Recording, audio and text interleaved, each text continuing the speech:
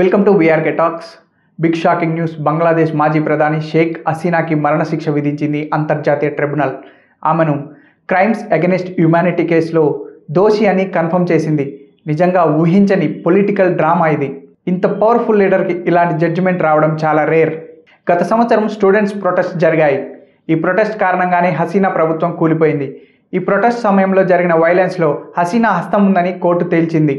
ముఖ్యంగా 6 నిరసనకారులు చనిపోవడానికి మాజీ ప్రధాని హసీనానే కారణమని ట్రిబ్యునల్ తేల్చింది.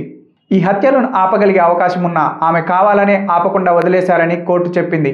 అంతేకాదు, ఈ హత్యలు జరగాలని ఆమె కొన్నిసార్లు డైరెక్ట్గా ఆర్డర్స్ కూడా ఇచ్చారు. అంటే ఈ హత్యలన్నిటికీ హసీనా పూర్తి సహకారం, ప్రోత్సాహం ఉందని కోర్టు చాలా క్లియర్గా ప్రకటించింది.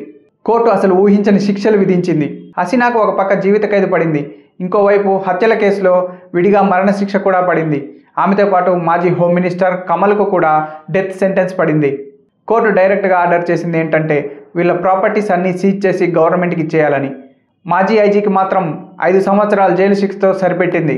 ప్రస్తుతానికి హసీనా పదవిలో లేరు, ఇండియాలో తలదాచుకుంటున్నారు. ఈ తీర్పు అంతా పొలిటికల్లీ మోటివేటెడ్ అని, ట్రిబ్యునల్ తన ప్రత్యర్థుల కంట్రోల్లో ఉందని ఆమె ముందు నుంచే ఆర్గ్యూ చేస్తున్నారు.